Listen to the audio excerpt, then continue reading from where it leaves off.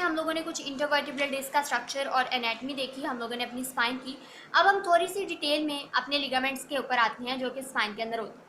Spine के अंदर mainly जो है वो एंटीरियर लॉन्गिट्यूडनल लिगामेंट और पोस्टीरियर लॉन्गिट्यूडनल लिगामेंट जो है वो मौजूद होते हैं, और आप यहाँ पर देख सकते हैं मैंने लिखा भी हुआ है। एंटीरियर लॉन्गिट्यूडनल लिगामेंट ना काफ़ी ज़्यादा स्ट्रॉन्गर होता है, जबकि पोस्टीरियर लॉन्गिट्यूडनल लिगामेंट जो है वो वीकर होता है। और फिर वो जो चीज़ वीकर होगी, मैंने आपको पहले लेक्चर में बताया था, जो चीज़ वीकर होगी वो उतनी ज़्यादा मूवेबल होगी, और जो चीज़ जितनी ज़्यादा स्ट्रॉन्गर होगी वो उतनी ज़्यादा जो है वो क्या होगी, इमूवेबल होगी। ठीक है, तो ये चीज़ आपने याद रखनी है। इसके अलावा कुछ लिगामेंट सुप्रास्पाइनस लिगामेंट यानी जो स्पाइनस प्रोसेसेस को कनेक्ट करेगा, इंटरस्पाइनस लिगामेंट जो स्पाइनस प्रोसेसेस के सेंटर में मौजूद होगा, इंटर ट्रांसवर्स लिगामेंट यानी जो हमारे ट्रांसफर प्रोसेसेस के पास मौजूद होगा। ठीक है, अब आपने याद रखना है कि जो हमारा सुप्रास्पाइनस लिगामेंट है ना, ठीक है, यहाँ पर जो है सुप्रास्पाइनस लिगामेंट जो मैंने यहाँ पर लिखा हुआ है, सुप्रास्पाइनस लिगामेंट क्या होता है, अपने सर्विकल रीजन में जाकर नहीं क्या हो जाता है, वाइडर हो जाता है। ठीक है, सर्विकल रीजन में जाकर सुप्रास्पाइनस लिगामेंट क्या हो जाता है, वाइडर हो जाता है, और वहां पर जाकर ये जो लिगामेंट बनाता है उसको हम कहते हैं लिगामेंटम नक्की। तो लिगामेंटम नक्की अलग से कोई चीज़ नहीं है, ये सुप्रास्पाइनल लिगामेंट की ही एक एक्सटेंशन है जो कि सर्वाइकल रीजन में जाकर क्या हो गया था, वाइडर हो गया था। ठीक है, ये चीज़ आपने याद रखनी है। उसके अलावा हमारे पास आता है लिगामेंटम फ्लेमर। लिगामेंटम फ्लेमर ना बेसिकली क्या है, एक येलो कलर का लिगामेंट है, और ये हमारे लेमिना जो है वो वर्टिब्रा के उनको आपस में कनेक्ट करता है। ठीक है, यह चीज़ आप लोगों ने याद रखी है। और ये जो लिगामेंट है ये सबसे डिफरेंट इसलिए है कि ये कंटिन्यूस स्टेट ऑफ टेंशन में रहता है, कंटिन्यूसली टेंशन की स्टेट में रहता है, even when your vertebra is relax. जब आप रिलैक्स भी होते हैं ना, फिर भी जो है ये कंटिन्यूस स्टेट ऑफ टेंशन में ही रहता है, ताकि आपकी जो स्पाइन है उसको स्टेबिलिटी प्रोवाइड कर सके। ठीक है, तो इसलिए ये लिगामेंट जो है वो बहुत ज़्यादा इंपॉर्टेंट है। ठीक है, और कंटिन्यूस स्टेट ऑफ टेंशन में रहने को हम लोग कहते हैं प्री स्ट्रेस। ठीक है, ये चीज़ आप लोगों ने याद रखनी है। अगर मैं आपको बुक से लिगामेंट्स को एक बार पढ़ाऊँ, लिगामेंट्स ऑफ स्पाइन, यहाँ पर आप देखें तो उन्होंने हम लोग को वही लिगामेंट्स बताए हुए हैं। सबसे पहले anterior longitudinal ligament, posterior longitudinal ligament, anterior is the powerful, posterior is the weaker.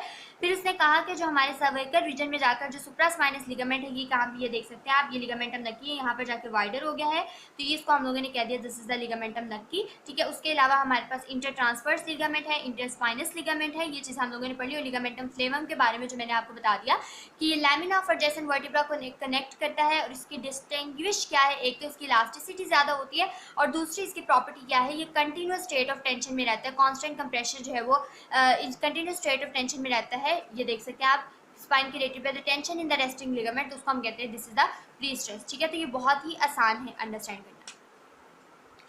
After studying the ligaments of spine, जो अब हमारा बेइंतहा इंपॉर्टेंट टॉपिक है वो है स्पाइनल कर्व्स। आपने याद रखना है कि जो हमारी स्पाइन है ना, इसके अंदर दो तरह के कर्व्स होते हैं, एक होता है प्राइमरी कर्व और दूसरा होता है सेकेंडरी कर्व। जिसका प्राइमरी कर्व होता है ना, वो eight the time of birth he present होंगे, और इनकी जो कनकेविटी होगी ना वो एंटीरियरली कनकेव होगी। और इन कर्व्स के अंदर पर्टिकुलरली हमारे जो कर्व्स मौजूद होते हैं वो हमारा सर्विकल कर्व मौजूद होता है और सेक्रल कर्व मौजूद होता है। Primary curves, the curves that are present at the time of birth, these are the anteriorly concave and they include the cervical curve and the sacral curve. ठीक है, after that हमारे पास कुछ secondary curves आते हैं। ये secondary curves birth पे present नहीं होते, लेकिन जैसे जैसे जो है वो लोडिंग बच्चा चलना शुरू करता है, उसकी स्पाइन के ऊपर वेट बेरिंग होती है या बैठना शुरू करता है, उस वक्त ये कर्व डेवलप होते हैं, और इनको हम कहते हैं these are the lumbar curve, और ये हमारे क्या होते हैं, थोरेसिक कर्व, और ये क्या होते हैं, हमारे पोस्टीरियरली कनकेव होते हैं। ठीक है, आप यहाँ पर देख भी सकते हैं, ये हमारा जो है वो क्या है, रफली मैंने पिक्चर बनाई है, ये सर्विकल कर्व है, और ये हमारा जो है सर्विकल कर्व है। यहाँ पर नीचे कुछ इस तरह से हमारे पास जो हमारा आता है सेक्रल कर्व, ये क्या है हमारा लंबर कर्व, और this is the thoracic curve. ठीक है, आप लोगों ने इस बारे में याद रखना है। जो पोस्टीरियरली कनकेव होगा उसको हम लोग कह रहे होंगे this is the secondary curves है, और इसके अंदर लंबर और थोरेसिक आएंगे। जो एंटीरियरली कनकेव होंगे ये सर्विकल और सेक्रल होंगे। ठीक है, ये चीज़ आप लोगों ने लाजमी याद रखनी है। ये तो हम लोगों ने कर्व्स पढ़ लिए, वेट बेरिंग पढ़ ली। इन कर्व्स का इंपॉर्टेंट फंक्शन होता है, ये जो है वो शॉक एब्जॉर्प्शन प्रोवाइड करते हैं जब भी स्पाइन के ऊपर जो है वो लोडिंग हो रही होती है। ठीक है, उस वक्त ये शॉक एब्जॉर्प्शन को प्रोवाइड करते हैं। ठीक है, अब यहाँ पर हम लोग दो इंपॉर्टेंट टॉपिक पढ़ेंगे, बल्कि तीन पढ़ेंगे, lordosis, kyphosis and scoliosis. Lordosis basically क्या होता है, जब भी एग्जैजरेशन हो जाती है। एग्जैजरेशन किसकी होती है, आपके लंबर कर्व की एग्जैजरेशन हो जाती है, उसको आप कहते हैं दिस इज लॉर्डोसिस। हमसे वाइवा में एक इंपॉर्टेंट क्वेश्चन पूछा गया था कि लॉर्डोसिस जो है इस दौरान आपकी स्पाइन क्या होती है। कुछ लोगों ने कह दिया कि सी शेप हो जाती है, कुछ ने कह दिया एस शेप हो जाती है। ऐसा नहीं होता। जबकि लॉर्डोसिस होता है ना, तो हमारी जो स्पाइन है ना, कुछ उसकी इस तरह की कंडीशन हो जाती है। ठीक है, स्पाइन क्या हो जाती है, फ्लैटन हो जाती है। ठीक है, ये चीज़ आप लोगों ने याद रखनी है कि in case of lordosis spine become flattened, ये बहुत इंपॉर्टेंट पॉइंट है। अब लॉर्डोसिस के डिफरेंट कॉजेज हो सकते हैं, इसलिए मैंने यहाँ पर मेंशन नहीं किए। इसके कुछ कंजेनिटल कॉजेज, इसके नहीं, बल्कि लॉर्डोसिस के जो हो सकते हैं इसके आमतौर पर पोस्चरल चेंजेस आ सकते हैं। पोस्चरल चेंजेस के साथ साथ अगर आपकी एब्डोमिनल मसल वीक हो जाए, ठीक है, एब्डोमिनल मसल का क्या यहाँ पर रोल है ये हम लोग बहुत डिटेल में लोडिंग ऑफ स्पाइन में पढ़ेंगे। ठीक है, जब आपके एब्डोमिनल मसल्स जो है वो बहुत वीक हो जाते हैं तब जो है वो लॉर्डोसिस डिवेलप होता है।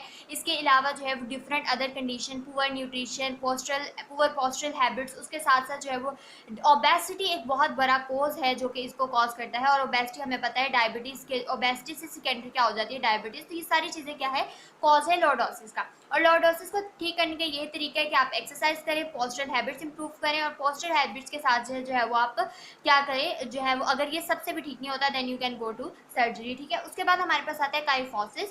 काइफोसिस के जो भी कॉजेज होते हैं ना ये होते हैं कंजेनिटल। लॉर्डोसिस के मैंने आपको कंजेनिटल पहले बताया था, लेकिन लॉर्डोसिस के कंजेनिटल नहीं होते, काइफोसिस के कंजेनिटल होते हैं, जिसमें बहुत ज़्यादा कॉमन होती है ह्यूमन डिजीज, जिसमें एक वेज शेप्ड वर्टिब्रा जो है वो क्या होना शुरू हो जाती है, ये एबनॉर्मल से एक वेज शेप वर्टिब्रा जो है वो डेवलप हो जाती है। इसकी डेफिनेशन भी आपको आनी चाहिए। और आमतौर पर काइफोसिस का एक बहुत बड़ा कोज होता है स्विमर्स बैक। क्या होता है, बटरफ्लाई स्ट्रोक होता है ना जब स्विमिंग का, जो लोग स्विमिंग करते हैं उनको पता होगा, लेकिन जो नहीं करते, बटरफ्लाई स्ट्रोक के दरमियान ना ओवरहेड एक्सटेंशन हो रही होती है आपकी आर्म की। ओवरहेड यानी आर्म जो है वो आपके हेड से ऊपर तक इतनी ज़्यादा वो एक्सटेंड हो रही होती है। ओवरहेड एक्सटेंशन की वजह से आपका जो है वो काइफोसिस कर्व जो है वो होने के चांसेस होते हैं। ठीक है, तो ये चीज़ आप लोगों ने याद रखनी है। और काइफोसिस में हमारी जो स्पाइन है ये हो जाती है सी शेप। ठीक है, ये चीज़ भी आप लोगों ने याद रखनी है। काइफोसिस के बाद जो अब हमारा टॉपिक है एक बहुत इंपॉर्टेंट है और उसको हम कहते हैं स्कोलियोसिस। स्कोलियोसिस में इसके मेजर कॉजेज में आता है कि जब आप सिर्फ एसिमेट्रिकल लोडिंग करें, यानी आप एक साइड पे बैग पहन के जा रहे हैं, ठीक है, उस दौरान जो है वो काइफोसिस स्कोलियोसिस बहुत ज़्यादा डेवलप होता है। Most of the causes book में लिखा हुआ है दिस इज आइडियोपैथिक। ठीक है, इसके इतने कॉजेज जो है वो हम लोगों को नहीं मिलते। अगर मैं आपको यहाँ पर दिखा सकूँ तो ये मैंने यहाँ पर मेंशन किया हुआ है कि ये जो है वो आइडियोपैथिक होता है, लेकिन जो है वो अगर आप एसिमेट्रिकल लोडिंग हो। इसके अलावा लेग लेंथ डिस्पेरेंसी का एक वर्ड आपको बुक में देखने को मिला होगा। लेग लेंथ डिस्पेरेंसी, डिस्पेरेंसी का मतलब होता है शॉर्टनिंग होना। तो जब भी आपकी जो है वो लेग शॉर्टन हो जाती है उसकी वजह से भी ऑब्वियसली आपकी जो है वो स्पाइन के ऊपर एसिमेट्रिकल टाइप ऑफ लोडिंग ही होगी, तो उस वक्त जो है वो स्कोलियोसिस की कंडीशन डेवलप हो जाती है। ये तो मैंने आपको बता दिया। स्कोलियोसिस में होता क्या है, यहाँ पर मैं आपको दिखाऊँ तो हमारी जो स्पाइन है वो लेटरली जो है वो आपकी जो है वो कर्व हो जाती है। ठीक है, ये चीज़ आप लोगों ने याद रखनी है। लेटरल स्पाइनल कर्वेचर जो है वो डेवलप हो जाता है। अब स्कोलियोसिस की ना बेसिकली हमारे पास ना दो टाइप्स होती हैं, एक होता है स्ट्रक्चरल स्कोलियोसिस और एक होता है non structural scoliosis. Structural scoliosis में बेसिकली क्या होता है, हमारी जो स्ट्रक्चरल स्कोलियोसिस ना फ्लेक्सिबल होता है, ठीक है, और ये ठीक हो जाता है। जबकि नॉन स्ट्रक्चरल ऐसा होता है कि ये इनफ्लेक्सिबल होता है, ये ठीक नहीं हो पाता है, ये आप कह सकते हैं परमानेंट किस्म का आपकी चेंज आ गया है। उसके बाद कॉजेज भी मैंने आपको बता दिया है। इसकी जो सिम्टम्स हैं वो आपको बैक पेन होने हो सकती है, ठीक है, पर्टिकुलरली लो बैक पेन आपको देखने को मिल सकती है, आपको वॉकिंग में जो है वो इशू देखने को मिल सकते हैं। ये सब चीज़ें जो है इसकी सिम्टम्स में आ जाती हैं। उसके बाद इसका ट्रीटमेंट क्या है, ऑब्वियसली फिजियोथेरेपी इसका ट्रीटमेंट आपको हेल्प करेगा, पोस्चरल हैबिट्स इसकी हेल्प करेंगी, और अगर ना हो सके तो फिर अल्टीमेटली जो है वो आपको सर्जरी के ऑप्शन की तरफ आना पड़ेगा। एक बार मैं आपको बुक से भी बता देती हूँ, स्पाइनल कर्व्स, प्राइमरी और सेकेंडरी कर्व्स, यहाँ से आपने करना है, ये बहुत इंपॉर्टेंट है इसलिए मैं आपको बता रही हूँ। ठीक है, वीक एब्डोमिनल मसल्स की वजह से, एंटीरियर पेल्विक टिल्ट की वजह से, लॉर्डोसिस के डिफरेंट कॉजेज मैंने आपको बता दिया था, congenital spinal deformity, weakness of the abdominal muscle, poor postural habit, over training in sport, ये सारी चीज़ें जो आप लोगों ने एक बार लाजमी पढ़ लेनी है। ओबेसिटी वगैरह मैंने आपको बता दी। उसके बाद जो है वो अगर थोरेसिक कर्व में अगर आपके जो है वो क्या हो जाए, एक्सट्रीम हो जाए, शायद मैंने डेफिनेशन नहीं बताई, exaggeration of the thoracic curve, उसको हम कह रहे होते हैं दिस इज द काइफोसिस। और काइफोसिस के भी डिफरेंट कॉजेज हैं, यूजुअली कंजेनिटल होते हैं, ये भी मैंने आपको बता दिया। मेन आपने याद रखना है जब कॉजेज लिखते वक्त आपने हर किसी के सेम नहीं लिख देने। जो काइफोसिस है ना ये कंजेनिटल एबनॉर्मेलिटी है, ठीक है, यूजुअली कंजेनिटल है। जबकि लॉर्डोसिस है ना ये जो है क्या है, एक आप कह सकते हैं ये जो है वो एक कह सकते हैं लेटर ऑन आपकी होगी डिफरेंट अदर कंडीशंस की वजह से।